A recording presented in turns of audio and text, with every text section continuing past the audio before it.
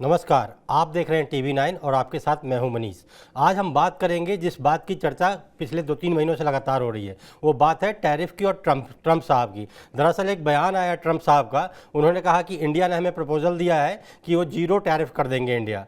तो क्या ये लाजमी है, फिजिबल है, कैसे हो सकता है ये सब? इन्हीं सब मुद्दों पर बात करने के लिए हमारे साथ गेस्ट जुड़े हुए हैं, जो कि SP शर्मा जी हैं, जो कि चीफ इकोनॉमिस्ट हैं, एक इकोनॉमिस्ट हैं। तो सर, टीवी 9 में आपका बहुत बहुत स्वागत है। तो सर, ये ट्रंप जी साहब का जो शुक्रिया। बयान आया है, इसको आप कैसे देखते हैं? क्या है मतलब ये? देखिए, जो ट्रम्प साहब ने बोला कि इंडिया जो टैरिफ्स है वो जीरो कर देगा। जी। ये ठीक है। हो सकता है बहुत सारी टैरिफ लाइंस के ऊपर हम जीरो ड्यूटी भी प्रदान कर दें, जैसे कि जी। हमने यूके के साथ किया है। पर जी। ओवरऑल जो टैरिफ है, जो मैं कहूंगा कि अगर हम उनका वेटेड एवरेज या फिर एवरेज निकालेंगे, जी। वो कोई लगभग कोई 4% के आसपास आने का उम्मीद है। जैसे कि जी। अभी जो है, अगर हम कैलकुलेट करते हैं या उसका वेटेड एवरेज निकालते हैं, तो हम्म। वो 12% से भी ज्यादा है। लगभग कोई 12.2% का जो है वेटेड एवरेज निकलता है, जो जी। कम होके अगर हम एग्जैक्टली जो पहले अनाउंस किए थे चीजें, जो पीछे जब जब उन्होंने 90 डेज का पॉज लिया है, तो वो कम होके हमने जब उस टाइम पे ऑफर्स दिए थे, तो 4% के नीचे ही आ गया था। जो अभी हमारे ऊपर जो टैरिफ लगता है यूएस में, वो लगभग कोई 2.2 का है। तो बाद में जो जी। वेटेड एवरेज निकल रहा था, वो लगभग कोई 12.25% के आसपास निकल रहा था। जी। तो कुल मिला के स्थिति ये है कि अभी नेगोशिएशंस हैं। जो जी। बाइलेटरल ट्रेड एग्रीमेंट है, वो किस रूप से आगे दिशा लेता है, वो डिपेंड करेगा। जी। लेकिन मैं ये नहीं कह सकता कि ओवरऑल जो टैरिफ है वो जीरो पे आ जाएगा। ये पॉसिबल नहीं है। जी। टैरिफ रहेगा। कुछ चीजों के ऊपर जीरो हो सकता है, और कुछ चीजों के ऊपर टैरिफ हाई भी हो सकता है। कुछ के ऊपर मॉडरेट रहेगा, कुछ के ऊपर मिनिमम रहेगा। जी। जी सर, जैसा कि आपने कहा कि ये फिजिबल नहीं है या फिर पॉसिबल नहीं है, तो सर चीन को, अगर आप चीन की बात करें तो चीन अमेरिका में भी काफ़ी निगोशिएशंस हुई, बड़ी लंबी चली, कभी शी जिनपिंग से मुलाकात हुई, लेकिन आखिरकार फैसला हुआ, लेकिन वहाँ भी जीरो नहीं किया गया। मतलब आपसी मुद्दे से को लेकर तब समझौता हुआ, एक तरह से कह सकते हैं कि डील फाइनल हुई। तो क्या आपको लगता है सर कि चीन का ये जो चल रहा था, उसका क्या इंडिया में भी ऐसा ही कुछ देखने को मिलेगा? क्या इंडिया कुछ जवाब देगा इसका? देखिए, जो हर एक कंट्री के अपने अपने अलग अलग डायनामिक्स हैं। जी। जो यूएस और चाइना का ट्रेड है, उसके अलग डायनामिक्स हैं। जो इंडिया और यूएस का ट्रेड है, उसके अलग से डायनामिक्स हैं। हम लगभग कोई 190 अरब डॉलर का ट्रेड करते हैं, जिसमें जी। हम 50 बिलियन डॉलर से भी ज्यादा सरप्लस में है। लगभग जी। कोई 129 बिलियन डॉलर का जो है वो गुड्स में ट्रेड होता है, और जो 66-67 बिलियन डॉलर के आसपास जो है सर्विसेज में ट्रेड होता है। जी। तो हम दोनों ही जगह में सरप्लस में है। हम गुड्स में भी सरप्लस में है। लगभग कोई 45-46 बिलियन डॉलर का हमारा सरप्लस गुड्स ट्रेड में है। जी। और लगभग कोई 6-7 बिलियन डॉलर का सरप्लस हम सर्विसेज में भी रखते हैं। तो हमारे डायनामिक्स जो है वो चाइना और यूएस ट्रेड के टोटली डिफरेंट हैं। और यूएस हमारा लार्जेस्ट ट्रेड पार्टनर भी है। और खास करके जो हमारे एक्सपोर्ट्स हैं, लगभग कोई 17-18% जो हमारे एक्सपोर्ट हैं ऑफ द टोटल एक्सपोर्ट्स, वो हमारे यूएस को जाते हैं। जी। तो इस संदर्भ में और हमारा इंपोर्ट भी है। ऐसी बात नहीं है कि हम खाली एक्सपोर्ट ही करते हैं। जी। अगर हम लगभग कोई 86 अरब डॉलर का हमने एक्सपोर्ट किया, तो लगभग कोई 41-42 बिलियन डॉलर का हमने इंपोर्ट भी किया। जी। तो इस संदर्भ में हमें, जो सरकार ने रिफॉर्म्स किए पीछे काफी वर्षों से, ease of doing business of level playing field, तो हमें अपना एक लेवल प्लेइंग फील्ड भी मेंटेन करना है कि हमारी इंडस्ट्री को नुकसान भी ना हो। हम जिस जी। प्रयास में लगे हैं कि हमारी इंडस्ट्री कंपेटिटिव बने और हम एक लेवल प्लेइंग फील्ड क्रिएट करें, उसी जी। दिशा में भारत का जो सोच है वो निरंतर रहनी चाहिए। जी। यहाँ पे मैं समझता हूँ कि अक्रॉस द बोर्ड अगर हम जीरो की बात करें, वो तो एज एन इकोनॉमिस्ट मैं पॉसिबल नहीं समझता। लेकिन ये जरूर है कि काफी सारी टैरिफ लाइंस में जो है जीरो हो सकता है, उसको हम रूल आउट नहीं कर सकते। यूके के साथ भी हमने ऐसे ही किया है। जी। लेकिन टैरिफ रहेगा, और काफी वस्तुओं के ऊपर ये काफी ज्यादा भी रह सकता है, और काफी वस्तुओं पे काफी कम भी रह सकता है। तो एवरेज टैरिफ है, जो जो अभी तक मेरे को जो जानकारी है या ज्ञात हूं, जो मैं जी। मीडिया के माध्यम से, तो लगभग कोई 4% के आसपास का हमारा जो टैरिफ है वो रिड्यूस करने का भारत चेष्टा रखता है, जो अभी काफी ज्यादा है। अभी लगभग 12-12.5% के बीच में है। जी। सर इससे पहले उन्होंने 26% टैरिफ लगाने का ऐलान किया था, अगर आपको याद हो स्टार्टिंग में। तो फिर उसको आप जैसा बता रहे हैं 12% हो गया, अब 4% होगा। वहीं दूसरी बात सर, एक मेरा और सवाल था कि जैसे ही ट्रंप साहब का ट्वीट आया ये, उसके बाद से शेयर बाजार, भारतीय शेयर बाजार में अचानक रॉकेट बन गया। सुबह से मतलब वो डाउन, मतलब वोलेटाइल चल रहा था, लेकिन जैसे ही ये बयान आता है तो सेंसेक्स करीब 1200-1300 पॉइंट आगे आगे बढ़ गया। तो मतलब क्या बाजार ने इसका स्वागत किया, भारतीय बाजार ने? देखिए, बाजार के लिए इस टाइम पे दो तीन जो मेजर चिंताएं थी। जी एक तो जो ग्लोबल जियोपॉलिटिकल डेवलपमेंट्स हैं, वो अनसर्टेनिटीज जो कई देशों में जो टसल चल रही है अभी भी, जी जो इसराइल में, गाजा में, और इसराइल ईरान में, इसराइल लेबनान में जो पीछे टसल्स हुए, जिसकी वजह से जियोपॉलिटिकल डेवलपमेंट्स की वजह से बाजार में काफी गिरावट हुई थी। उसके बाद फिर जो टैरिफ का दौर आया, जो वापस ट्रेड वॉर में एक हमने प्रचलन देखा कि ट्रम्प साहब ने काफी टैरिफ्स इम्पोज किया और बाद में उनको पॉज किया। तो वो एक मेजर टेंशन बाजार के लिए बनी हुई है कि 90 डेज के बाद क्या होगा, कैसे टैरिफ्स आएंगे। जी और तीसरी टसल थी जो अभी इंडिया और पाकिस्तान में जो एक एस्केलेशन हुई, जिसकी वजह से मार्केट्स के ऊपर भी इम्पैक्ट हुआ था। जी लेकिन मार्केट्स बाद में बहुत अच्छे से संभल गई, जैसे ही कुछ ऐसी युद्ध विराम की घोषणा हुई। जी और जैसे अब दो चिंताएं, जो एक ट्रम्प टैरिफ्स को लेके है और एक दूसरी जियो पॉलिटिकल डेवलपमेंट्स को लेके है। तो उसमें से जो ये यूएस टैरिफ वाली है, उसको मार्केट्स ने देखा कि शायद ये सेटल होने जा रही है, जीरो टैरिफ की बात हो रही है, तो जी मार्केट्स ने अपना रुख एक बहुत तेज गति से दिखाया। जी लेकिन ये मैं ये समझता हूँ कि हमें बहुत सोच समझ के चलने की जरूरत है। We can't rule out any possibility of further volatility in the markets in the coming times, क्योंकि अभी जी जो चीजें हैं वो सेटल नहीं हुई हैं, अभी बातचीत चल रही है।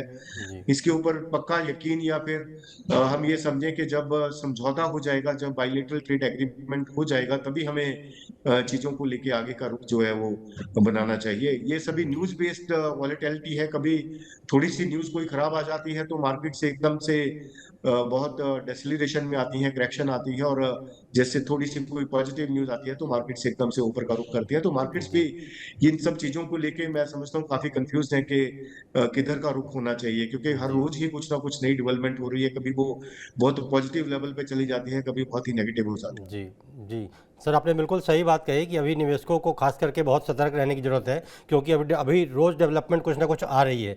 सर दूसरा जो मेरा सवाल है कि इंडिया बहुत बड़ा ट्रेडिंग पार्टनर है भारत का, और टैरिफ वॉर की जो बात चल रही थी, वहीं बीच में ये पाकिस्तान वाला तनाव भी आ गया, तो उस वजह से भी मार्केट में रहा। लेकिन पाकिस्तान को सर आप कैसे देखते हो एज एन एक्सपर्ट कि इंडिया इतना बड़ा ट्रेडिंग पार्टनर है, तो क्या अमेरिका चाहेगा कि इंडिया, मतलब इंडिया से उसको कुछ नुकसान हो? क्योंकि जैसा कि आपने बताया कि हम केवल एक्सपोर्ट ही नहीं करते हैं, इंपोर्ट भी बहुत सारी चीज़ें करते हैं, तो इसका कारोबार पर कितना असर पड़ सकता है सर?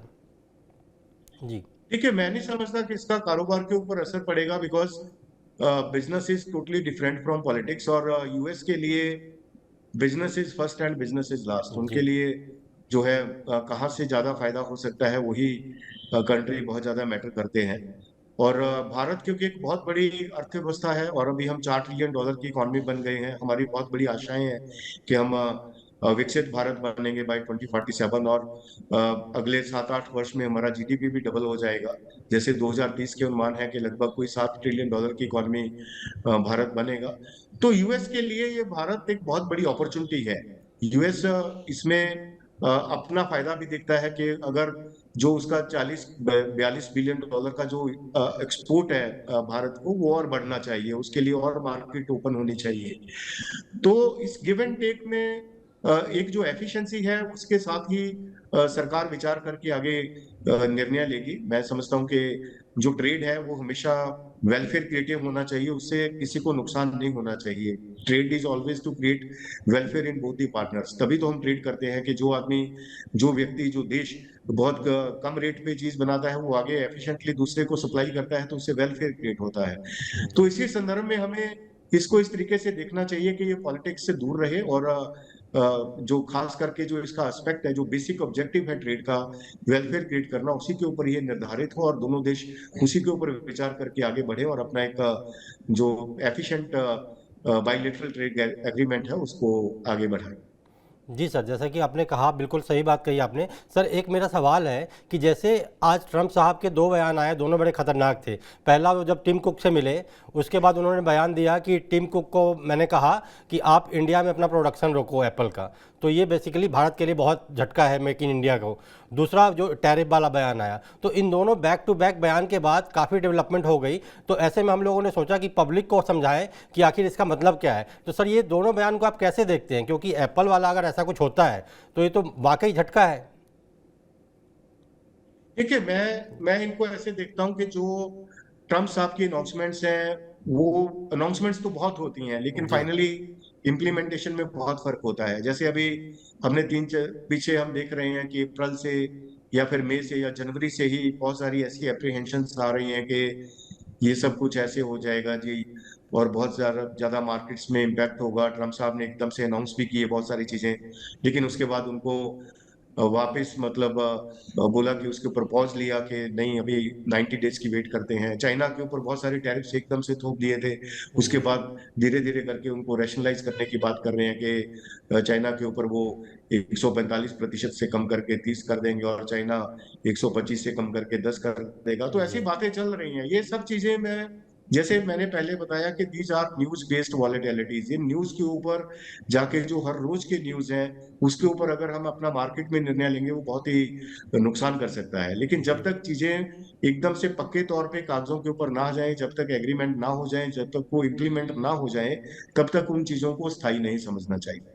जी सर, जैसा कि आपने कहा सर, एक सवाल जो लोगों के मन में होगा कि अगर जीरो टैरिफ होता है तो जैसे मान लीजिए हार्ले डेविडसन बाइक है, वो तो आप फिर इंडिया में आपको हर सड़कों पे हर जगह हार्ले डेविडसन बाइक दिखने लग जाएगी, क्योंकि 1 लाख उसकी कीमत हो जाएगी, टैरिफ हट जाएगा। तो ऐसे ही कई चीज़ें हैं जो इंडिया मतलब अमेरिका से लेता है। तो इन सब पे कितना असर पड़ेगा सर, अगर ऐसा कुछ होता है? हालांकि होगा नहीं, आपने जो कहा कि सरकार, दोनों सरकार सोच समझकर फैसला लेती है और जीरो टैरिफ तो होगा नहीं। लेकिन ऐसे अगर मान लीजिए ऑटो में, जैसे कि ऑटो टैरिफ की बात भी हुई थी, तो ऑटो इंडस्ट्री पे कितना असर पड़ेगा इसका सर?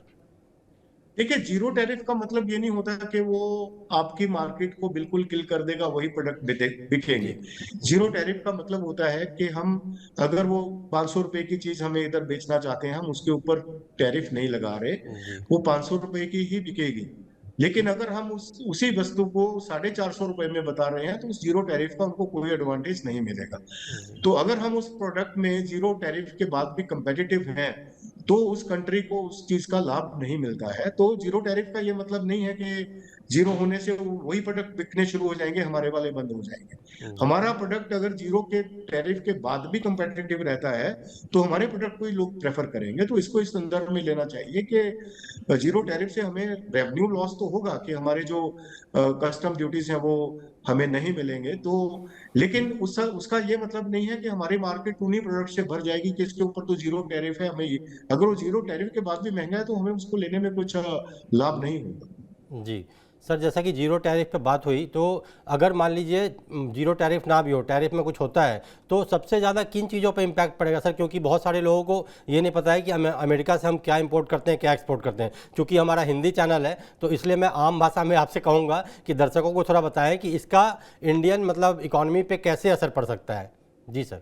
देखिए, हमारे जो अमेरिका से इंपोर्ट हैं, वो खास करके जो बड़े स्तर की चीजें हैं, जिसमें हैवी जो जिनको मैं कहूंगा कि बड़े संदर्भ में जो न्यूक्लियर रिएक्टर्स हैं और ये सब जी चीजें हैं, ऐसी चीजों का इंपोर्ट हमारा ज्यादा है, जो मेरे ख्याल से आम जनता के लिए वो चीजें कुछ मायना नहीं रखती। तो जी बहुत ही ऐसे कम प्रोडक्ट हैं, लगभग 20-30% होंगे जो कि कंजम्पशन सेगमेंट में आते हैं, जिसमें कि जो फूड आर्टिकल्स में मैं कहूंगा कि कुछ जी ऐसी जो चीजें आती हैं। लेकिन ज्यादातर जो 60-70% प्रोडक्ट है, वो कैपिटल गुड्स में आते हैं। तो जी जो लोगों के ऊपर उसका कोई ज्यादा प्रभाव नहीं पड़ना चाहिए। अगर जीरो टैरिफ भी हो जाता है, तो हमें ऐसा नहीं कि उसका कुछ नुकसान हमारे बिजनेसेस को हो जाएगा, जी क्योंकि जीरो टैरिफ से भी उनके प्रोडक्ट हो सकता है बहुत ही कॉस्टली रहे, क्योंकि भारत जो है चीजों को बहुत ही हमारे जो लेबर इंटेंसिटी है, जो लेबर इंटेंसिव प्रोडक्ट्स हैं, बहुत ही competitive है।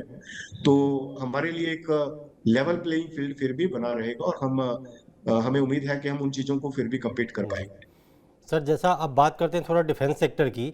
जब से ये भारत पाक तनाव वाली मामला हुआ उसके बाद से डिफेंस सेक्टर में आप देखेंगे लगातार तेज़ी है। डिफेंस स्टॉक जितने भी हैं सब अप है, खास करके जितने भी सरकारी डिफेंस कंपनियां हैं।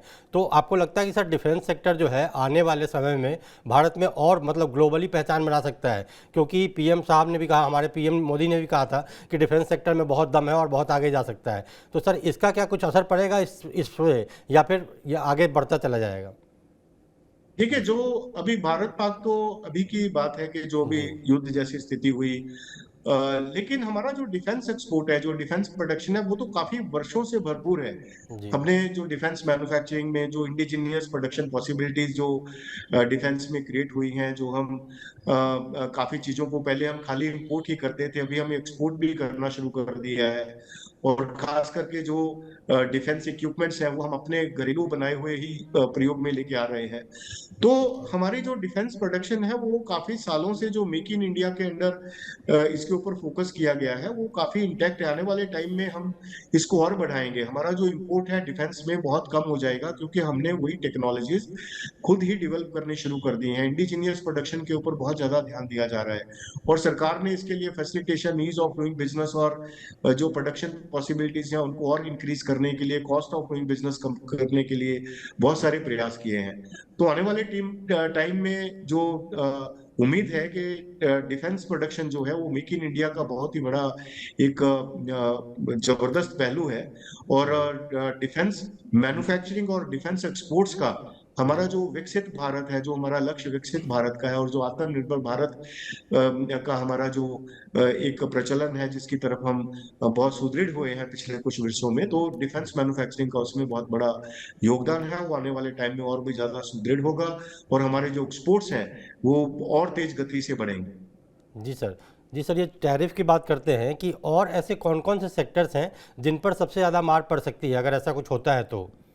मतलब आपके लिहाज से, जैसे ऑटो टैरिफ की बात की गई थी तो ऑटोमोबाइल सेक्टर पे तो था, ऐसे कुछ और सेक्टर्स आप बता पाएँ लोगों को? हम जो फेस कर रहे हैं उधर यूएस में जो टैरिफ फेस करेंगे, जैसे कि ट्रम्प साहब ने बात की है, आपने दोहराई है कि जीरो टैरिफ की बात हो रही है, तो अगर वो हम जीरो टैरिफ कुछ चीजों के ऊपर करेंगे तो हमें भी तो जीरो टैरिफ मिलेगा। ये तो जी रेसिप्रोकल है।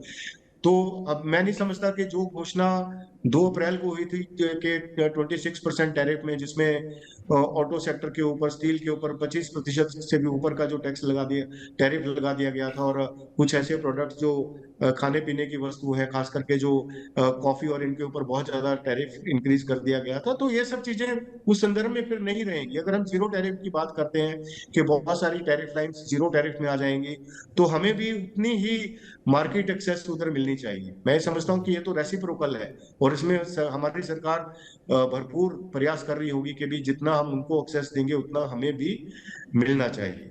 तो उस संदर्भ में हम जो टैरिफ की के हमारे फार्मास्यूटिकल, या फिर हमारा ऑटो सेक्टर, या फिर हमारा स्टील सेक्टर, या हमारे टेक्सटाइल के जो टैरिफ पहले अनाउंस हुए थे वो टैरिफ अभी भी इम्प्लीमेंट रहेंगे, और हम जीरो कर देंगे तो ऐसा होने वाला नहीं है। अगर हम जीरो करेंगे तो उससे उतने ही टैरिफ लाइंस के ऊपर हमारे भी प्रोडक्ट उधर मार्केट एक्सेस में आएंगे जिनके ऊपर जीरो टैरिफ होना चाहिए।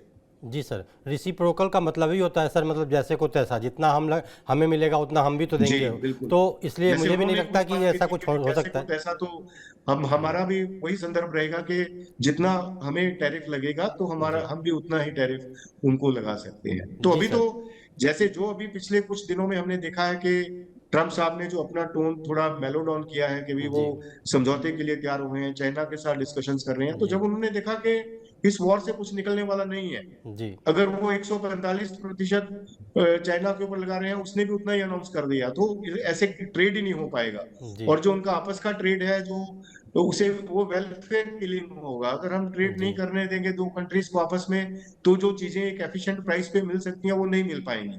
इसका मतलब जी हम जनता को नुकसान पहुंचा रहे हैं।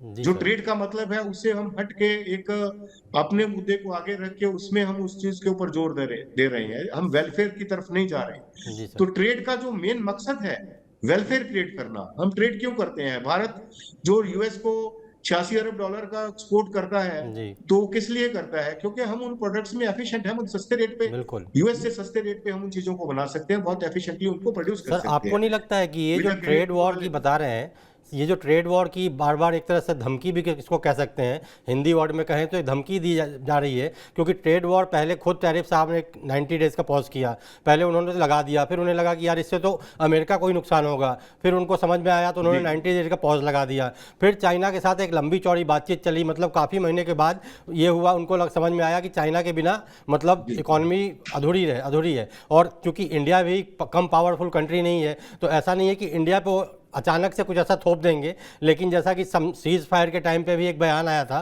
कि ट्रेड वॉर आप लोग नहीं रोकेंगे तो हम टैरिफ वॉर कर देंगे, मतलब इस तरह का कुछ था, तो जिसके बाद सीज फायर हो गया। तो आपको नहीं लग रहा है सर कि ट्रंप साहब खुद ही अपनी बातों से एक बार पलट जा रहे हैं, या फिर उस बातों को फिर, या फिर मुझे जो लग रहा है कि वो मार्केट में एक छोड़ देते हैं कि हाँ ये ट्रंप ने एक बयान दे दिया, आप देखते हैं इसको मार्केट कैसे रिएक्ट करता है, पब्लिक कैसे रिएक्ट करती है, उसके बाद वो फैसला लेते हैं फिर उसके बाद, ऐसा क्या आपको इस पर आपको क्या कहना है सर? कि आपने बिल्कुल सही कहा कि जिस तरीके से उन्होंने अनाउंसमेंट्स की थी, जी जिस तरीके से 2 तारीख को हाहाकार मची थी मार्केट्स में एक फ्री फॉल देखा गया था, कोई उसको ब्लैक मंडे कह रहा था, कोई कुछ ऐसे, लेकिन उसके बाद ही जैसे उन्होंने अपना बैकआउट किया बहुत सारी चीजों से और बोला कि हम तो अभी थोड़ा 90 डेज का पॉज ले रहे हैं, तो वापस मार्केट्स अपने उसी मोड में आ गई। तो उनका जो अनाउंसमेंट्स हैं, मैं ये समझता हूँ कि उसमें बहुत ज्यादा फेरबदल होते हैं, बाद में बहुत ज्यादा चेंजेस आती हैं, तो मार्केट्स को और लोगों को, कंज्यूमर्स को एक उनको जब अनाउंसमेंट्स आती हैं तो सीधे स्थायी तौर पे नहीं लेना चाहिए, उनके ऊपर जब तक वो पक्के तौर पे इम्प्लीमेंट ना हो जाए तब तक जो उनके डिसीजंस हैं वो उस तरीके से होने चाहिए कि जैसे भी मार्केट्स ने एक तेजी का रुख दिखा दिया है, कल रिटेल इन्वेस्टर नया एंटर करके वो कल देखे कि कोई और अनाउंसमेंट आ गई, तो उसके बाद फिर वो देखेंगे कि मार्केट्स में करेक्शन आ गई तो उसमें लॉस हो सकता है। तो एक उनको निरंतर अपना वैसी सोच रखनी चाहिए कि एंड ऑफ द डे जब सब कुछ डिस्कशन होने के बाद जब फाइनली टैरिफ आएंगे तो कैसा है, किसके लिए वो, किस संदर्भ में किसको कितना बेनिफिट कर रहा है, तभी कोई ऐसे निर्णय लेने चाहिए। अभी बहुत सारे लोग पैनिक में आके मार्केट में सेलिंग कर देते हैं कि मार्केट सब पता नहीं कहाँ पे जाके रुकेंगे। अब जिन्होंने 2 तारीख को स्टॉक सेल किए होंगे वो तो बहुत लो पे करके चले गए, उसमें मार्केट्स बहुत फॉल हुई थी, उनको काफी नुकसान हुआ होगा, लेकिन मार्केट्स वापस उससे भी ऊपर स्तर पे चली गई। तो इंडिया की मार्केट की नेचर है कि कई बार वो अनाउंसमेंट्स के ऊपर ही बहुत ज्यादा रिएक्टिव होती है, चीज कई बार इम्प्लीमेंट नहीं हुई होती, लेकिन जो अभी अनाउंसमेंट्स के ऊपर ही काफी ज्यादा रिएक्शन हो जाता है। लेकिन हमारी मार्केट की एक खासियत है कि जहां पे हम लो करते हैं हम वापस उससे कहीं ज्यादा ऊपर जाते हैं। कोरोना के टाइम पे भी आपने देखा होगा कि जब मार्केट्स मार्च 2020 में बहुत ही फ्री फॉल में थी, बहुत गिरी थी, लगभग कोई 40-45% मार्केट गिर के अगले ही 3-4 महीने में 65% कवर की थी। ये मैं बताना चाहूंगा आपके दर्शकों को कि कभी भी मार्केट में पैनिक होकर अपने स्टॉक सेल मत करिए। भारत की मार्केट बहुत मजबूत है, फंडामेंटल्स हमारे बहुत स्ट्रांग है। मार्केट में एक टाइमली वॉलेटिलिटी जरूर आती है, न्यूज बेस्ड वॉलेटिलिटी आती है, लेकिन उसमें पैनिक में आके अपने अपने जो पोर्टफोलियो है उनको खराब करने की जरूरत नहीं होती। आप मार्केट में उस संदर्भ में बने रहें, ना ही कुछ नया खरीदें और ना ही जो आपके पास है उसको बेचें। तो मार्केट को स्टेबल होने दें तो आपको उसका लाभ जरूर मिलेगा। मतलब सर आपका ये कहना है कि अभी कुछ दिन तक ऐसा और डेवलपमेंट चलेगा, क्योंकि 90 डेज की पॉज वॉलेटाइल रहेगी, आने वाले टाइम में और डेवलपमेंट्स होंगी। अभी तो नेगोशिएशन चल रही है, अभी फाइनल तो कुछ भी नहीं हुआ, अभी तो टॉक्स चल रही हैं। जो भी टॉक्स कई बार पॉजिटिव होती है वो सामने आ जाती है, मार्केट्स ऊपर चली जाती हैं। कई बार टॉक में थोड़ा सा कुछ फर्क होता है या नेगेटिविटी की तरफ होती है तो मार्केट्स एकदम से करेक्शन लेती हैं। तो इस तरीके से कुछ भी अभी कहना उसके ऊपर मार्केट डिसीजन लेना बहुत सही निर्णय नहीं होगा, क्योंकि सर अभी इंडियन गवर्नमेंट की तरफ से भी ऐसा कोई अधिकारी कुछ भी नहीं आया है इसके बाद, तो पहले हम वेट करते हैं कि इंडियन गवर्नमेंट की तरफ से कुछ आए इस पे जवाब। और ये समझौते जो है ऐसे बातों में करने से नहीं होते, ये समझौते जो हैं बहुत अच्छे से इनके ऊपर विचार करके किया जाता है, नहीं तो इंडिया अभी तक कब का डिसीजन ले चुका होता। तो उसके ऊपर बहुत डूंघाई से विचार चला हुआ है कि हमें कितना टैरिफ लगाना चाहिए और कितने से हमें लोगों को ध्यान में रखते हुए, इंडस्ट्री को ध्यान में रखते हुए और अपने देशों के, दोनों देशों के हितों को ध्यान में रखते हुए कि हम बायलैटरल ट्रेड, हम लार्जेस्ट ट्रेड पार्टनर हैं। तो बहुत सारे पहलू होते हैं जिनको कंसीडर करके हम आगे बढ़ते हैं और आगे अपने निर्णय लेते हैं। जी सर, उम्मीद है कि पब्लिक को ये बातें समझ में आ रही होंगी और वो निवेशक खास करके जो मार्केट में निवेश करते हैं वो पैनिक सेलिंग बाइंग में नहीं फंसेंगे। तो हमारा मकसद भी यही था कि कम से कम जो पब्लिक में पैनिक है उसको थोड़ा समझाया जाए। तो आपका सर TV9 को समय देने के लिए बहुत बहुत धन्यवाद। आपने काफ़ी बेहतर तरीके से समझाया। उम्मीद है कि हमारे दर्शकों को बहुत कुछ समझ आया होगा। नमस्कार सर। जी, तो ये थे एक्सपर्ट जो बता रहे थे कि अभी ये डेवलपमेंट है, अभी ऐसा कुछ फाइनल हुआ नहीं है। तो ऐसे में निवेशकों को यही सलाह है कि वो पैनिक में ना सेलिंग करें ना बाइंग करें, अभी होल्ड पर रहें और अपने पोर्टफोलियो को लाल होने से बचाएं। जी, तो ऐसी ज़रूरी जानकारी को देखने के लिए देखते रहिए TV9।